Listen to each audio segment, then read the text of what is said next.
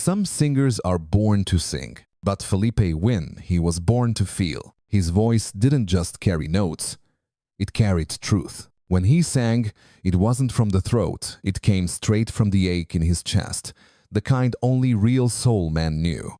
Smooth like silk, sharp like pain. And every time you heard that trembling falsetto slide across a record, you knew it was him, the voice, that could make grown men cry and make women close their eyes, remembering someone they once loved. He wasn't the flashiest. He wasn't the richest. But he was the realest.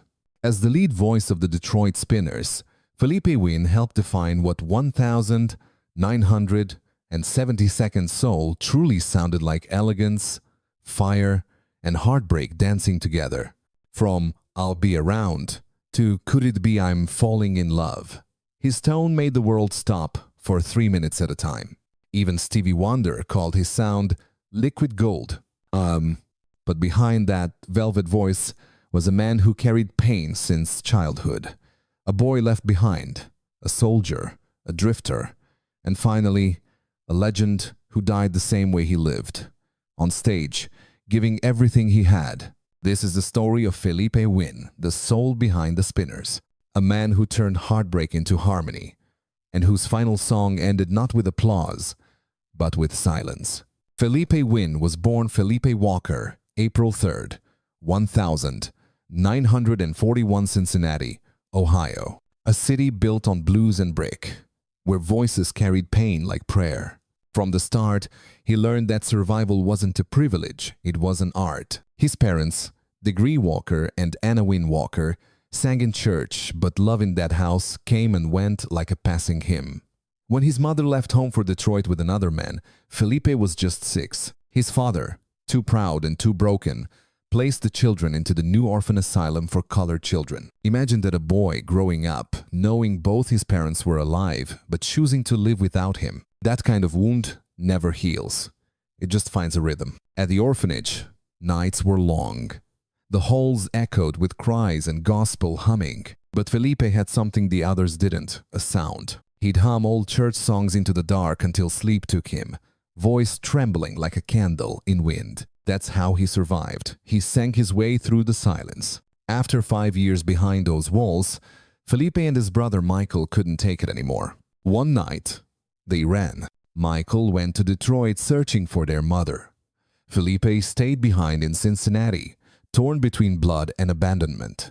He worked odd jobs, anything that kept him moving. And at 15, desperate for purpose, he lied about his age and joined the US Army. The Army didn't just give him a uniform, it gave him escape. He learned the discipline, structure, and pain all over again. He worked as a medical specialist, treating wounds on the outside while nursing his own inside. But in the barracks, during long nights in foreign bases, Philippe found music again. He boxed to stay sharp and sang to stay alive. They said he could turn even military drills into melody. And one night, performing at a small bass club, he met a man who'd changed his life, Otis Redding, the god of soul himself. Otis heard him sing and said, "That boy got fire in his throat." Philippe ended up touring with Otis's band for a while, learning what it meant to make people feel something. 7 years later, when he returned home, the world had changed, and so had he. He carried himself like a man twice his age, voice deeper, spirit wiser. But inside, he was still that boy from the orphanage, still searching for love that wouldn't leave. He joined his brother Michael in Detroit, forming a gospel group called the Walker Singers. But gospel didn't pay the bills. And Philippe had tasted the applause of nightclubs, the roar of sinners clapping louder than saints. So he left the church, dropped his father's name Walker, and took his mother's name Wynne. He added an E at the end, maybe to make it whole again. Maybe just to make it his own. That's how Philippe Wynne was born, not from fame, not from luck, but from pain, faith, and a voice that refused to stay quiet. A boy who sang not for attention, but because it was the only way he knew how to live. By the early 1972nd, soul music had new kings, and Philippe Wynne was about to wear the crown not in gold, but in voice. After drifting through bands and gospel choirs, Felipe's path finally led him to Detroit, the city his mother once ran to. There, music was currency, Motown, Funk Brothers, and dreams pressed into vinyl. But for Felipe, it wasn't fame he was chasing. It was home. And he found it in 5 men with matching suits, big smiles, and harmonies that could melt the hardest crowd, the Spinners. When Felipe joined the group in 1972, the Spinners had already tasted small success under Motown, but never the full spotlight. That changed when Aretha Franklin herself told them to leave Motown for Atlantic Records, where producer Tom Bell and songwriter Linda Creed were redefining soul with strings, horns, and heartbreak. It was the birth of Philadelphia soul, and Philippe Wynne became its heartbeat. In 1973, they released their self-titled album, The Spinners. The World Stopped. I'll Be Around became an anthem. Bobby Smith's smooth tone carried the melody, but when Felipe's voice slipped in on harmony, it was lightning wrapped in velvet. Then came Could It Be I'm Falling in Love. That song didn't just play on the radio, it lived in people's living rooms. Couples slow danced to it. Soldiers wrote home to it. Every note Felipe sang sounded like both a promise and a prayer. By 1974, they released Mighty Love, and the title said it all. With each record, Felipe's falsetto grew sharper, more intimate, as if he wasn't singing to the audience, but for them. His live performances were electric. He didn't just sing, he preached. He dropped to his knees mid-song, sweat glistening under the lights, shouting, "Can you feel it?" And the crowd always could. When the Spinners performed Sadie in 1974, something shifted. That song, a son's tribute to his mother, became personal for Felipe. He'd lost his own mother to distance, not death, but the ache was the same. When he sang, "Sadie, don't you know we love you?" the band swore they saw tears behind his glasses. Audiences didn't just hear that song, they felt it in their bones. By 1975, they were unstoppable. Games People Play, One-of-a-Kind Love Affair, and The Rubber Band Man. Each song another chapter in the book of American soul. They were men from Detroit who'd turned pain into platinum. And Felipe was their engine, the mix of gospel, fire, and street rhythm no producer could ever design. He was flamboyant, eccentric, sometimes reckless. But on stage, he was divine. Fans called him Soul Wynne, because that's what he gave every time he opened his mouth. Soul that won you over. Soul that stayed after the lights went out. By the mid-70s, the Spinners weren't just a group. They were a movement, the sound of romance before disco, the last breath of true love songs. And at the center of it stood Philippe Wynne, a man who had turned survival into song and heartbreak into harmony. For a while, it seemed he had finally outrun his pain. But in the music industry, applause can be the loudest kind of loneliness. And soon, that silence would find him again. By 1977, Philippe Wynne had the world gold records. Fame, women screaming his name. But sometimes, success whispers, lies louder than failure. People around him started saying the same thing. You don't need the Spinners. You are the Spinners. It was the same poison that had broken so many soul groups before: ego, money, the myth of me. Felipe began to believe it. He wanted his name in lights. He wanted the group renamed Philippe Wynne and the Spinners. But the others, Billy Henderson, Henry Fambro, Purvis Jackson, they said no. They'd build that legacy together, and they weren't about to let it become one man's crown. The tension grew. Rehearsals turned cold. And one night after a show, Felipe simply said, "If my name ain't on it, I'm gone." And he was. He hired actor Alan Thicke as his manager. Yes, the same Alan Thicke who'd go on to play the father in Growing Pains. Alan believed Felipe could cross over from soul clubs to TV stages, from Detroit rhythm to Hollywood polish. They signed with Cotillion Records, a branch of Atlantic, and in 1977, Felipe released his first solo album, Starting All Over.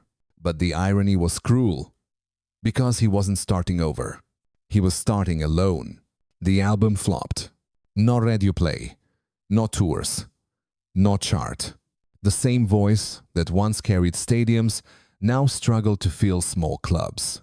And Philippe, proud, stubborn, and restless, turned back to the only thing that ever made him feel alive: performing. He joined Bootsy Collins and George Clinton's Parliament Funkadelic crew, lending his voice to Not Just, Knee Deep, a funk masterpiece that would later be sampled by De La Soul in Me, Myself, and I. For a moment, it looked like redemption. But funk wasn't home.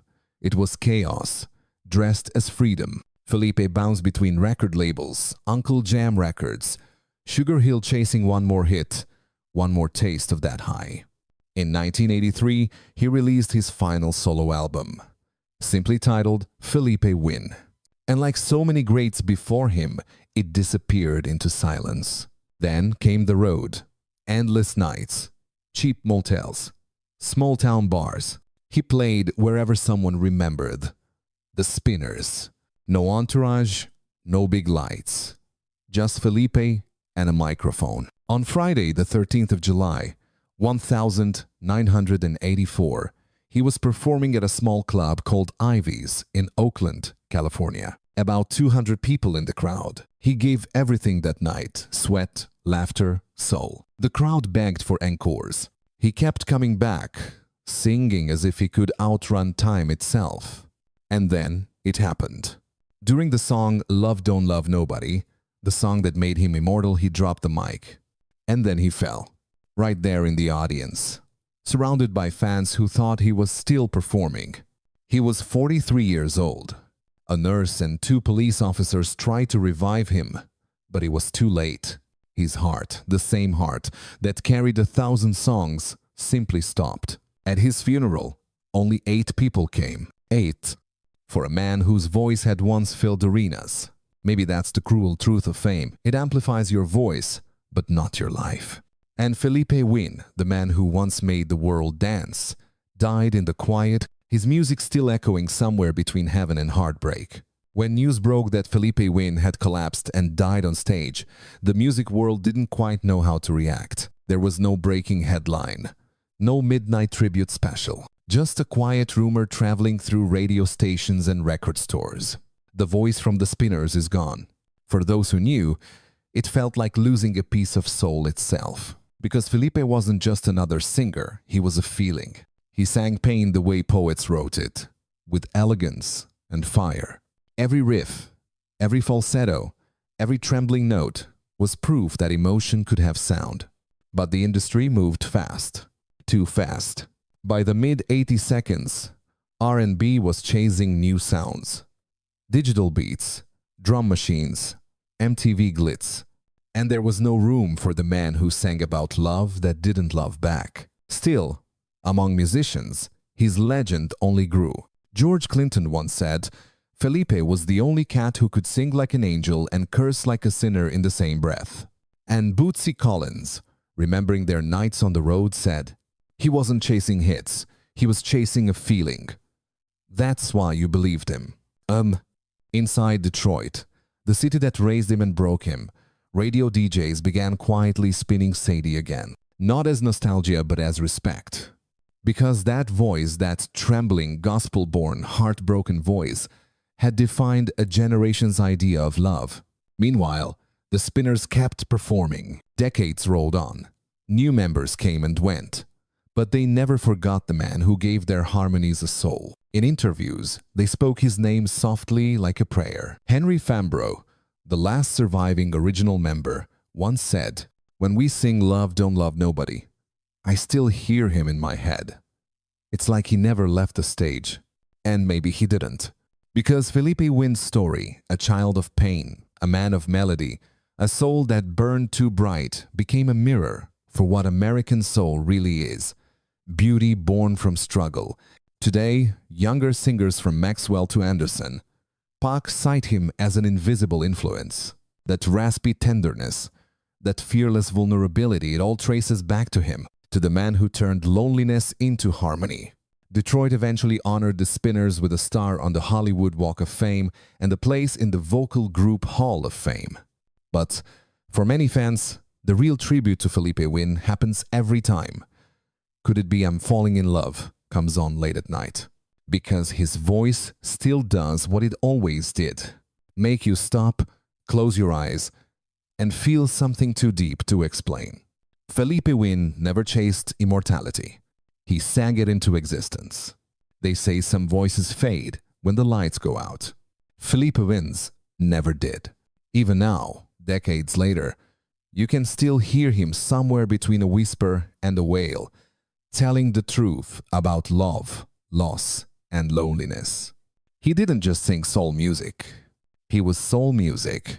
Every time a record needle touches Sadie, every time someone hums, "Could it be I'm falling in love?"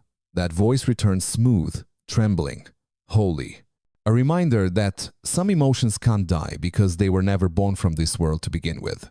Philippe Wynne lived the kind of life the industry doesn't talk about, the kind that doesn't end in mansions or awards, but in motel rooms, empty dressing rooms, and the echo of applause that fades too fast. But maybe that's what made him pure. He didn't chase charts. He chased connection. And in doing so, he gave a generation of dreamers, black, poor, hopeful, a reason to believe that beauty could come from broken places. For Detroit, Philippe's story is gospel. For the Spinners, it's legacy. And for anyone who's ever sung alone in the dark, it's a promise that your pain can still sound beautiful if you let it out. When he died on stage that July night, microphone slipping from his hand, some said it was tragic. But those who knew him best said it was poetic. He left this world the way he lived, mid-song, mid-breath, mid-heartbeat, giving everything he had to the music, until there was nothing left to give. His son Emmanuel Wynne, who died years later trying to save another man from drowning, was cut from the same cloth compassion born from courage. Even in death, the Wynne name carried the same spirit. Love that gives, even when it costs everything. And so, Philippe's legacy isn't just the records or the tours. It's the echo. It's the way his falsetto still finds you when you least expect it. In a diner, jukebox, a wedding, slow dance, a rainy drive home. It's the way he reminds you that every note matters, every hurt can heal, every soul can sing. In 1999, the Spinners were inducted into the Vocal Group Hall of Fame, and though Philippe wasn't there, his shadow was. Every member who stepped up to that stage carried him in their hearts, because for them, he wasn't just a bandmate, he was the pulse. When asked once what soul music meant to him, Philippe smiled and said, "It's when the pain sounds good." And maybe that's the only way to describe him. A man who made pain sound good enough to dance to. He was the voice that bled, the heart that refused to harden, and the man who sang until silence answered back. So tonight, somewhere out there, if you hear "Love Don't Love Nobody," don't just listen. Close your eyes. Feel it. Because that's not just a song. That's Philippe, still singing, still saving souls, one note at a time.